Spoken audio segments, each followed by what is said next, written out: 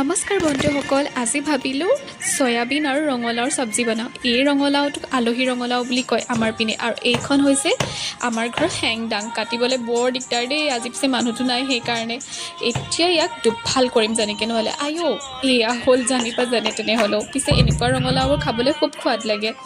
আৰু ইয়াৰ পিছতে মই চয়াবিনখিনি পেকেটৰ পৰা কাটি বল এটাত ধুনীয়াকৈ উতলা গৰম পানীৰে কিছু সময়ৰ বাবে তিয়াই থৈ দিম, যাতে চয়াবিনটো অলপ কোমল হয়।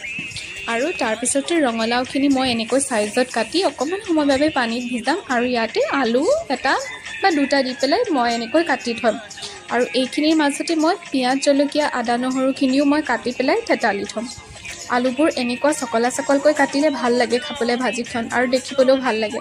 আৰু অকণমান সময় পিছতে এয়া আমাৰ চয়াবিন কোমলিলে, পানীও ঠাণ্ডা হ'ল। এতিয়া চয়াবিনৰ পৰা ফেনখিনি এনেকৈ চেপি চয়াবিনখিনি টুকি ল'ম। এয়া দেখিছেনে? পিছে মই ডাঙৰ চয়াবিন ব্যৱহাৰ কৰিছোঁ, আৰু আজি মগু দালি খাম, সেইকাৰণে মগু দালি কেইটামানো তিয়াই থৈ দিছোঁ। তিয়াই থোৱাটো মোৰ পুৰণা অভ্যাস। আৰু আমাৰ কেৰাহীত তেল গৰম হ'লেই প্ৰথমে দিলোঁ জিৰা গুটি, তাৰপিছতে কাটি থোৱা পিঁয়াজখিনি, এইখিনি হ'ল নহৰু, পিছে ইয়াত আদা দিয়া নহয় দেই, আৰু জলকীয়া নিজৰ ইচ্ছা অনুযায়ী। এইখিনি হ'ল ৰঙালাও আৰু আলুখিনি, প্ৰথমতে এইখিনিয়ে ফ্ৰাই কৰিম।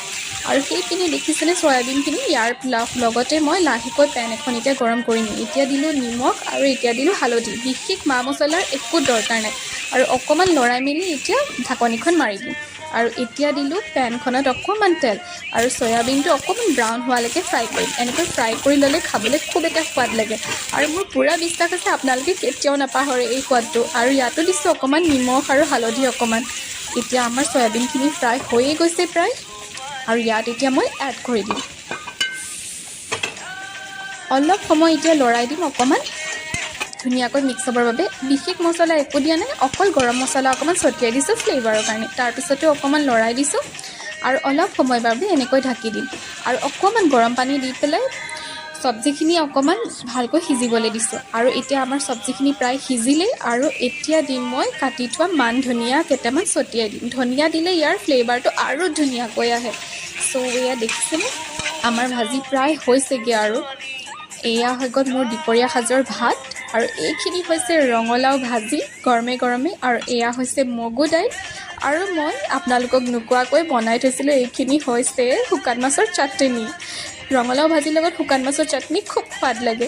আজি দুপৰীয়া মোৰ এনেদৰেই থালিখন ৰেডি হ'ল। আপোনালোকেও বনাই খাব, আৰু কমেণ্টত জনাব কেনেকুৱা হৈছে। আৰু যদি শুকান মাছৰ চাটনিটো আপোনালোকে বিচাৰে তেন্তে কমেণ্ট কৰিব।